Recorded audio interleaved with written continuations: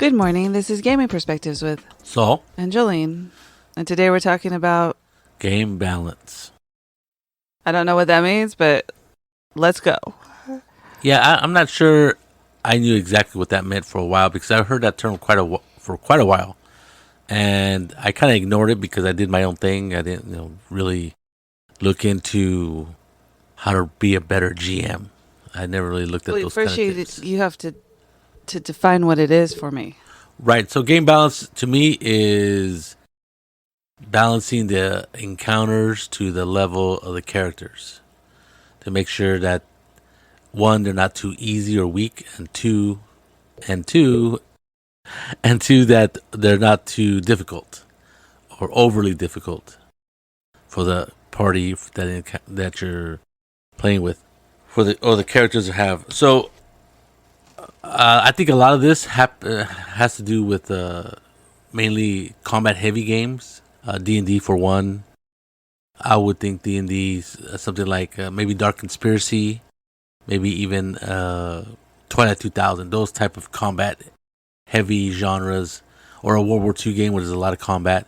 So you don't want to make the encounter, whatever that is, whether it's a villain, a monster in the appropriate genre, too hard or too easy. Because if it's too easy, the characters just roll over the monster or the encounter. And if it's too difficult, then you can get a total party kill.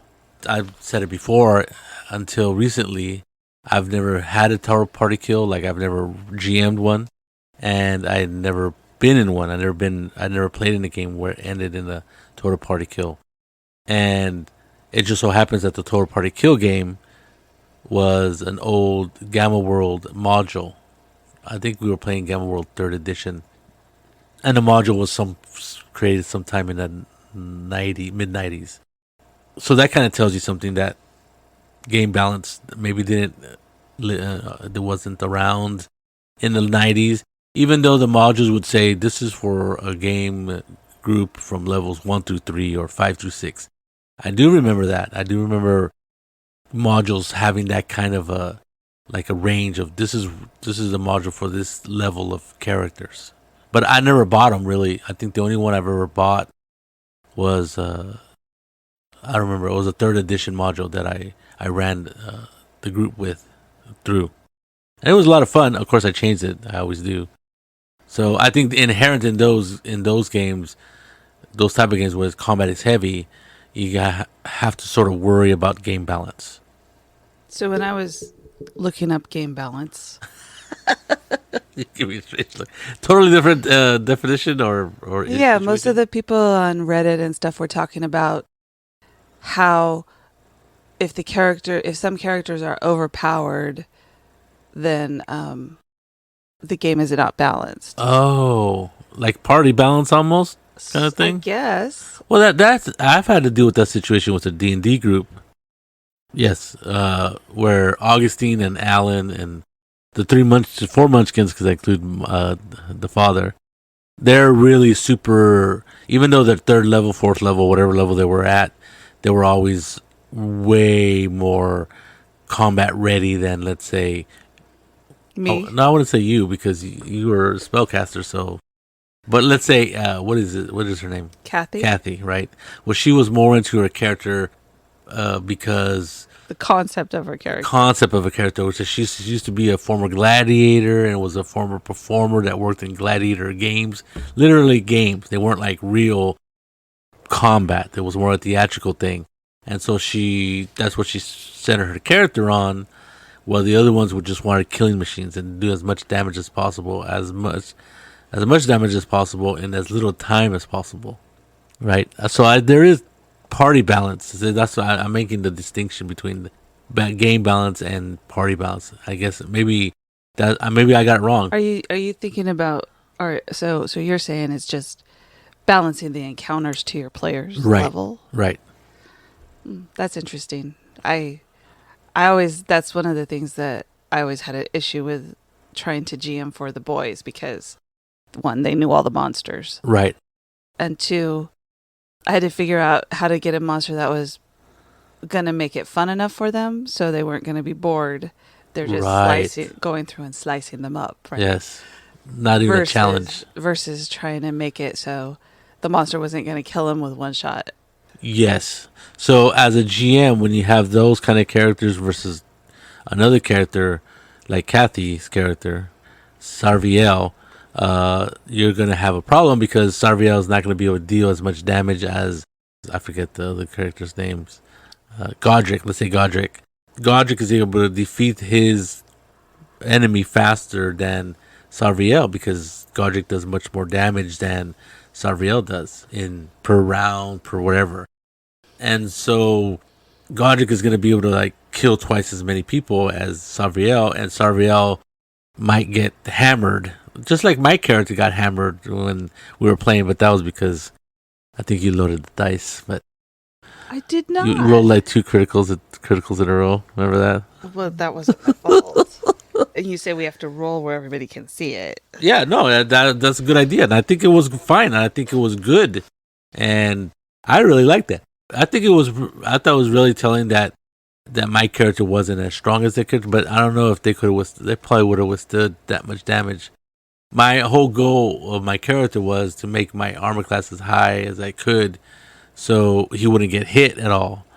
But when he did get hit, he got hit with two criticals, and that was enough to knock him down. Well, I guess it's more interesting the player dynamics than when it comes to that. You could dissect it because the boys will just slice through whatever you throw at them, right?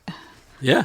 And Yeah, a lot exactly. of mini maxers, that's their goal is to kill the bad guys and take their stuff, right? Whereas Kathy's goal is to have fun, but she did get upset because she didn't feel like she was doing as much damage as they were. And it was true. And your solution to that was to give her a magical weapon, which really upset the boys greatly. Yes. Because they thought you made it too powerful. Right. But it actually brought her up to their level. Almost. Yeah, level. I don't think she even with that trident, which was heavily real magical. Yeah, it was like Poseidon's trident in a certain sense because it was that powerful. She still didn't make it do as much damage because she's not a mini maxer, right? Right. And whereas the boys will calculate the way, and then also they play video games, right, where they want to get the kill because it does something for them, right? No, it doesn't. But they just like to. You Like, stole my kill. Yes, they still do that. They do that still. And I don't think it gives them more experience or anything like that, or makes them. You know what I mean? If it was like it's a competition thing. Yeah, just mini maxers. Well, that's interesting because see, I always use that against them, right? When I'm playing. Use what against them? Their desire to kill things greatly. Oh. And like if they're wishy-washy about where they want to go, or if I think that they should take into consideration, what's going to happen to the people around them that not necessarily just the players, but the characters that they're encountering. Yeah. Then I'll do the thing where I walk out into the middle of something and they'll follow to protect me. Oh, as a player? Yeah, as a player. Okay, I thought you meant as a GM. Okay. Yeah. So back to modules. I think modules back in the old day, I didn't quite finish talking about modules. That's the difference between modules and making your own adventures is that you can tailor your adventure to your group. Right, the capabilities of your group, where a module is made for mass consumption, right. And so you can tailor your adventure and then therefore your encounters to the players or the characters that are playing in the game. Yes, I found that. So I totally agree because modules I have a really hard time. Yeah, with I know because they expect the characters to do stuff that they're not going to do. The players, right? They're like, okay, this is going to happen, and then you're going to do this. I'm like, well, they don't even want to do this, so I don't know why you're putting it here. Yeah, the railroad begins, right? But I always there's a couple sites. I mean, there's D&D Beyond and stuff where you can look up the monsters and things like that. But there's other sites where you can build the I think it's the Dungeon Dojo or something, where you can build your random dungeons, right? Oh, you can put in the level of the players, and then it spits out these monsters that are at their level. And I thought that was the coolest thing because then I could look at those monsters then in the monsters manual and figure out if I could use them in my game. Right, and it worked well because when we were playing in that game with you, or when we were playing in your game, it really, one thing is I was encountering monsters I've never heard of, and they really jacked us up. At least some of us, Yeah, and yeah. some of us were a little worried about our character. Well, not only that, but then, when you're running for a large group of people, sometimes, well, I don't know about other GMs, but me with the boys, I asked one of them to help me, right? Right. To look at the monster to make sure I'm Oh, doing it okay, right. yeah. I think it was Ian. You would help. And It was helping. Ian was the victim this time. 'Cause, Well, he's more than willing to. and he loved it because he figured out what for one, he saw the monster result, his eyeballs, which made Augustine and Alan like look at each other nervously because they didn't know what was going to happen. And then after that, he was kind of, what do you want to call it? He wanted to kill his fellow compatriots. No, he had a dilemma because he knew how to kill the monster, so his character couldn't do it. But Right. he chose that, right? He goes, I'll run it. So that was pretty cool because that added a whole new aspect to the monsterness. Yeah, I right? remember you the talking balance. about that. Yeah, I remember you talking about that. I thought it went pretty well. It did. He really enjoyed it too, having that. So when you had Ian help you, why do you think you had Ian help you? Because it was difficult, or because I actually asked him to help me because I didn't understand I was looking at the book, what the monster could do, and I had never seen a monster that was that powerful or that had those particular kind of skills. okay, I got you. Yeah, no, it was a good adventure. It was very good. I really liked it. I mean, every game we've ran has been really good. And if Ian wouldn't have helped me, I would have just made up what the monster could do because that's what I do. Oh, how dare you! So you were saying about modules. Modern modules are different. Yes, than older modules at least. Because if you look at older modules, like from the 70s, and well, I guess they didn't start 80s. making them in the 80s, but the 80s and 90s, they're very rigid. They were very roady, and therefore there wasn't a lot of leeway. I don't think they even thought about the idea of balancing the encounters to the party. It was just like, this is what they encounter, and if they don't make it, they don't make it. If it kills everybody, well, you've done your job. But more modern ones, at least within the last 20 years, I figure, when I was looking through modules and stuff, and even now, even more so now, within the last 10 years, easy, that when you look at a module, even though it says, oh, this is a module is from 1 to 3 levels, whatever game that is, or experienced, whatever it is, experienced players, non-experienced players, beginning players, there's always that little blurb when it comes to encounter, and it tells you have to up or lower the strength of the monster according to your Player's level. According to your player's abilities and level, right? Because they could, like I said, they could be level 3, and if they're like Kathy's level 3s, like a party of 5 Kathys, it's going to be a different party Than a mini max or pet. than Augustine group of 5, right? Because one group is gonna probably not do as much damage and do a little bit more role playing. The other group is just gonna slaughter things left and right because that's their job. So I think that's not party balance. That's game balance to me. I know. Well, how do you apply that kind of game balance to other encounters besides encountering? Right. Obviously, some encounters have nothing to do with combat. Usually there's just an encounter like dealing with people or getting information, especially like in a game that is not combat heavy.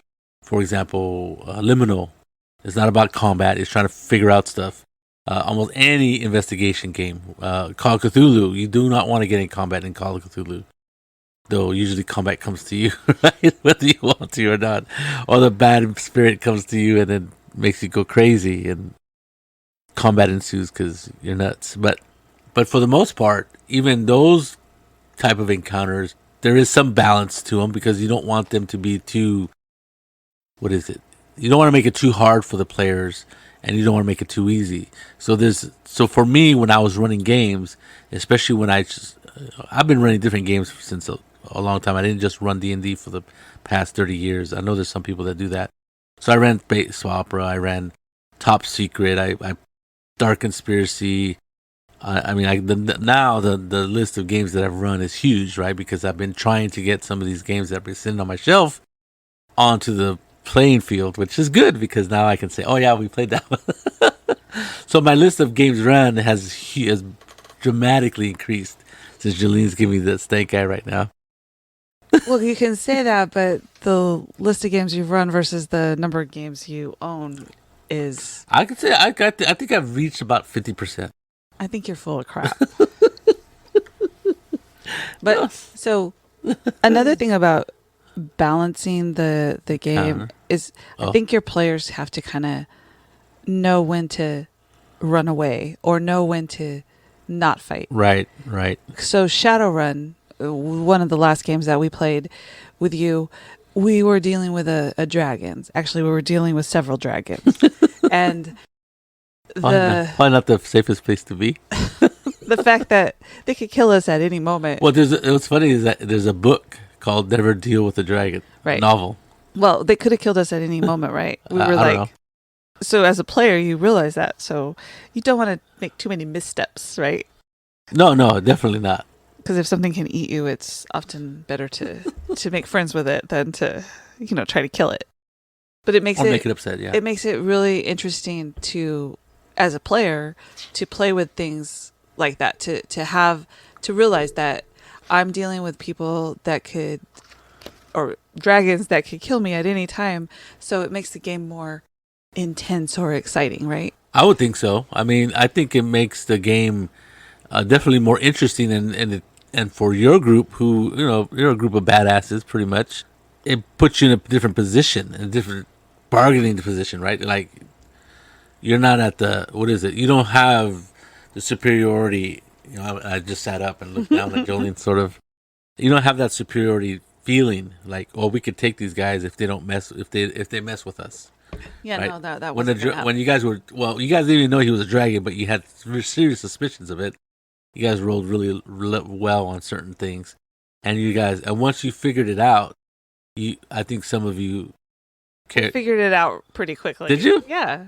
Well, I was playing them very oddly, which I do with dragons anyway for some reason. Well, because they're dragons, right? Yeah, but you guys the change. I think the way you guys were acting with them was instantaneous. Once you guys whoa, we're in deep crap. Well, yeah, because a dragon wants you to take a job. What are you gonna do? I mean, negotiate. It's not like it's not like negotiate the terms. So, yeah, but that changes the balance, right? Because there's not going to be a fight with a dragon. If there is, your party's going to die. You know what I mean? Yeah. So I think that gives it a different dynamic where the party realizes that. And the party realized it's a drag. We're dealing with dragons. When it wasn't just one dragon, because then we went and met another dragon. Right, you guys were like emissaries from one talking to another one. So that makes it, I was surprised that you guys would even think about that because, hold on, one guy wants to hire us. That's fine. The other guy is in competition with this other guy, and why would we want to talk to him? He might not like. Because once a dragon hires you, you don't have a lot of choice. Well, there's that, but there's also the idea that what is it? Don't kill the messenger, but dragons don't think like that because they don't care. That is the message. If you eat the messenger, the answer is no. I'm not going to agree with this situation. But that was interesting. I really liked that. I really liked that moment that when you guys realized it, and it was almost instantaneous between all of you, except some of you who weren't really paying attention to what I was doing. I'm not sure Augustine and Alan were paying attention, but I know me and Steve and Ian were paying attention. And Kathy. No. Jason. Jason. He definitely was because he smelled them, right? Is that what it was? Yeah. Or somebody smelled them. And I'm like, and because they it was rolled. Jason, because he had a special smell. Oh, that's right. Because it's Shadowrun. He had a special nose enhancement. And then he couldn't tell nobody, right? Because he's but then. Well, we were sitting at a table with this. Right. Well, it wasn't actually. It was him. Was it him? Yeah. Okay. I thought maybe he was controlling somebody else. No. He was assumed the form of a human. So I think that's pretty interesting. I think when you play an encounter like that, when the players encounter something that is beyond them, and combat is like a big mistake because there's no way you're gonna beat them. I think that's different than when you normally deal with somebody who's even on par with the group is negotiating with another party. Well, when I was reading about balance, a lot of people were complaining that magic users are way overpowered. Yeah, But if when you play a magic user, you're not thinking that you're way overpowered, especially at lower levels. You're just hoping that somebody doesn't kill you. You know, first level D&D, you don't have very many hit points. Right? yeah. I don't think they're talking about like lower level guys. Once they get to a certain level, they are very powerful and they can do amazing stuff. Right. And I think But once they get to that level, the GM is going to bring bigger and badder things at your group, right? To make it so that you could still die. right. I mean, you're right because they want to make sure they don't want the wizard or the sorcerer, whatever it is, or she is, or whatever they are, to completely dominate the game and in every situation. So, for example, this problem with the magic users is prevalent, like it's from like D&D to Shadowrun, right? Shadowrun, what do they say? I think in almost every every podcast or every what do you call it, blog, they say, what's the first thing you do in a Shadowrun game? You kill the magic you user. kill That's them. the same thing in D&D, right? That's why when you play a magic user, you don't want people to know you're a magic Yeah, user. there's a big target on your back because they don't know how powerful you are, and you could do amazing stuff. Well, So, and in Shadowrun, it's technomancers are probably just as powerful as magic users. if you play them right, yeah. And- That's why I really like that. And that's why character class. technomancers are always acting like they're deckers and not like, they just hack, right? Right. They don't tell you anything about what they can actually do. No, because they're viewed as very Suspicious. and they're like magic users, right? But they use the net. Yeah. And they're like, well, nobody's safe around these guys, right? Because they're like, they can hack into your crap anytime they want. So I really like that aspect of my character, that he's a technomancer and he's pretends to be a decker, and he has this ancient old 19. I think it must be written in the rule book because about having the old the old 'Cause you've decker seen it thing. somewhere? Because Kathy did the same thing with Yeah. her, and they read the rule book right when they made the character. Well, the idea is that you don't want people to know that you're a technomancer, so you got to fool people. And if you're known for decking, and if that's what you do, and you do it openly, I mean, I guess the other take would be that I arm myself with a bunch of rifles and guns and think that everybody thinks I'm a gunman, but I'm actually more of I'm a hacker, right? But I don't. But the problem is, like, if you're a technomancer, you don't usually get skill in That's the thing. guns. You're terrible. Because Kathy played a technomancer, and her skill in weapons was like 1, right? So when she would shoot, But she was a troll too, though. no, she was an orc. She thought she was a troll. She thought she was a troll for the first couple of games until so we started looking at the weight, and then we went, Well, you're a small troll. You're a very short troll. And then what? I don't remember who figured it out. well, Alan, because he was a troll, and he was like twice her size. Right. I'm like, man, why are you such a short troll? So, You're right. So those ideas, like, I usually play a sorceress, although I haven't played a sorceress for a while because we haven't played D&D. But Correct. whenever I do play a sorceress, I always have this. I don't necessarily want people to see me throw a fireball, right? And the boys are always going, throw a fireball, throw a fireball. And I'm like, but then, because I know what you guys do with the magic user is you figure out which one of the enemies is the magic user, the boss, as they like to call it, because they play video games all the time. Right. And they go after that person, kill that person, right? Yes, exactly. Because if you take out the magic user, then you're more likely to succeed in your battle. So as the magic user on our side, I'm like, well, I'd rather stand behind you guys, Right. than Because you have a huge target on your back. Yeah. If they figure that out. yeah. And you're all wearing robes and no armor, and like, it's kind of easy to figure it out. Yeah. Well, and for as soon as you throw a fireball or a lightning bolt, then I think there was a meta in the old 3rd edition and 3.5 and maybe even Pathfinder. I think there was like a a meta feat or a feat that lets you cast without them knowing that you're casting. And wouldn't like the fireball wouldn't come from your fingertips; it just appear somewhere.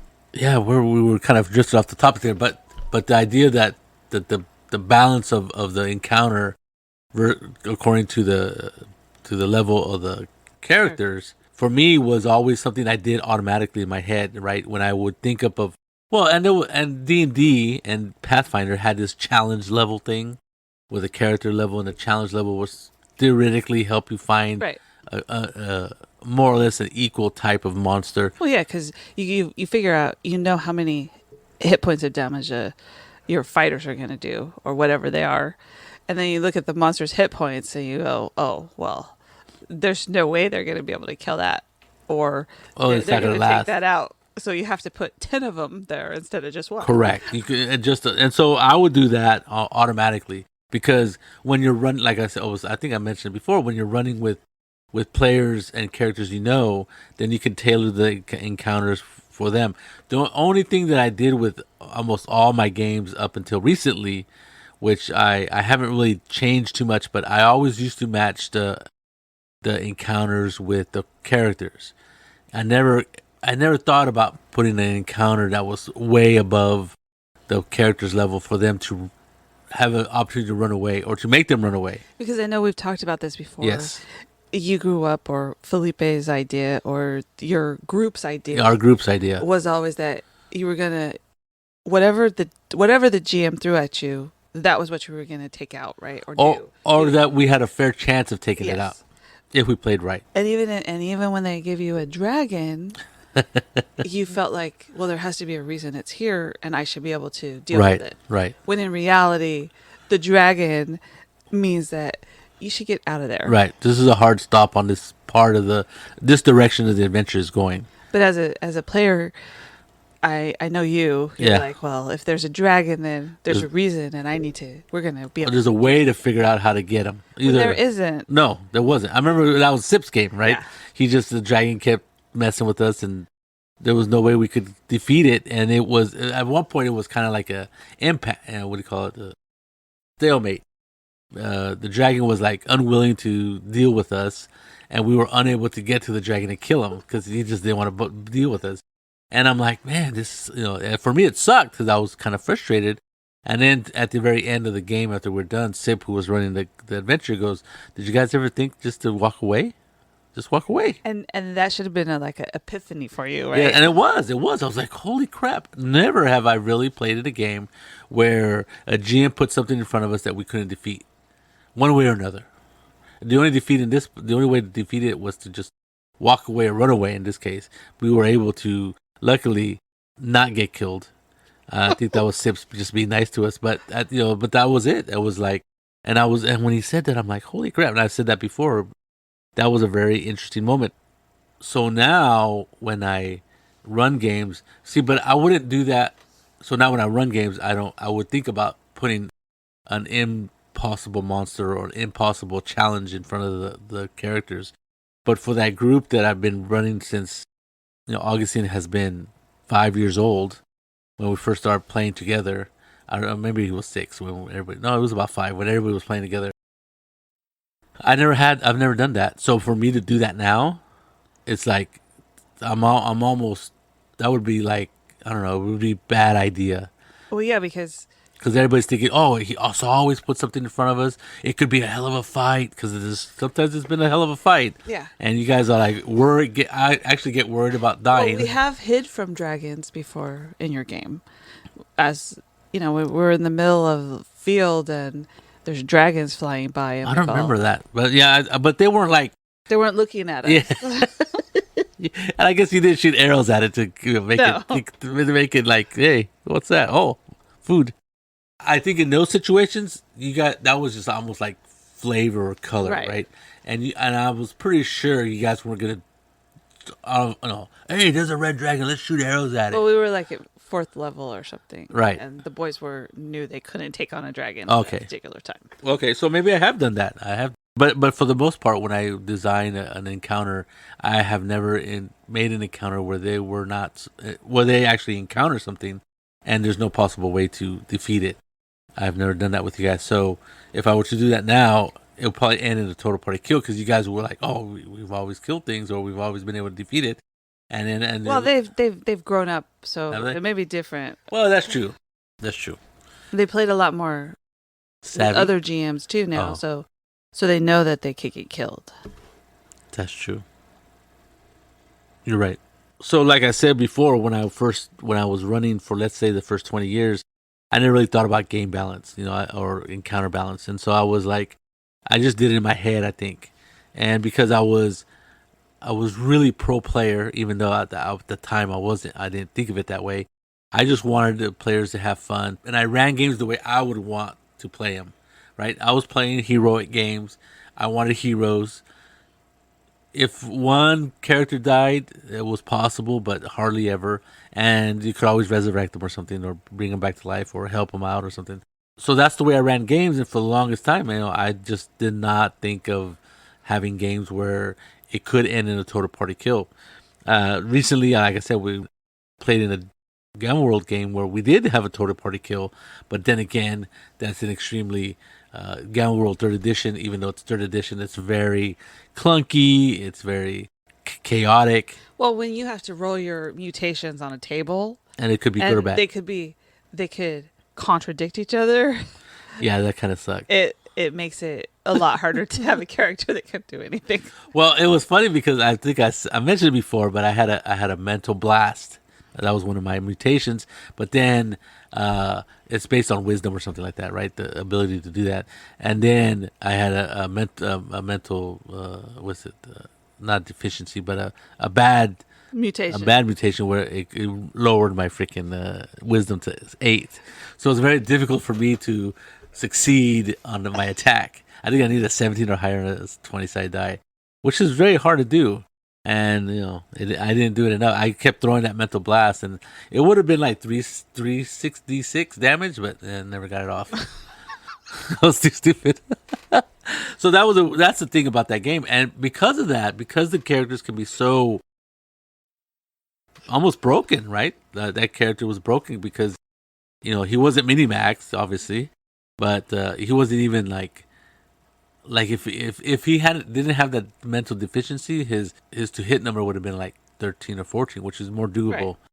But he was kind of messed up, and I was lucky because when you roll for the mutations, one you roll to see how many you get, 1d4 mental and 1d4 physical, and then on the table you just roll random, and they could be good or bad. So you could literally get a character that has 4 mental and 4 physical mutations that are disadvantages, and another person get 4 and 4 which are good. And then you have this adventure that doesn't take any of that into account. This is what happens. This is the strength of the monster. Sorry you suck, but you're gonna sorry you're gonna die, but there's not much we can do about it because that's the way adventure's written. And I thought it was I thought that was a learning experience too, because I was like, I'd never been in a total party kill. I died. I'm like, oh man, I died. I'm like, these guys should probably run away, right? That's what I thought. These guys should run away. I died. Yeah, well, I was the first one to go, and then I think Mike went, and then Philip and Felipe and I think Jim were still alive. And I'm like, and I was thinking to myself, we were playing over Zoom, you guys should probably run away. I didn't say anything, and then they all died. Yeah. Yeah. Well, That's old styles gaming for you. Another thing is like we were talking about Mike and coddling. You don't want to coddle your players, but total party kill seems to be a little bit overkill. To no sound coddling. redundant, All dead. to be redundant. I think so. For me, for the longest time, I didn't even think about game balance. Now I think about it more than I used to. Only in the sense that, do I want to make the encounter look or feel harder or like impossible? The character should probably like stay away from this encounter, or not make it into a physical encounter, a combat encounter. Those kind of things do happen now. Like you've said that I've ran games where against the dragon, obviously probably shouldn't start a fight with them, and other things. So I think every GM automatically sort of does this in their head, especially if they're making their own adventures. If they're buying adventures, now adventures or modules, or whatever you want to call them, they kind of state, hey, this is geared toward this level, let's say a fifth level characters or whatever game it is, but your player characters might be different. They might be weaker, they might be stronger. Please adjust the numbers accordingly. So obviously it's a big deal for people who make modules. You should probably take that into account when you're designing your adventures. There you go. This may have been helpful. It may not have been, but that's about it. Let me see. Look at the last of my notes. Nope, you're right. Good luck with the balancing your games Yes. if you choose to do that. This is Gaming Perspectives with Saul and Jolene. You have a good day.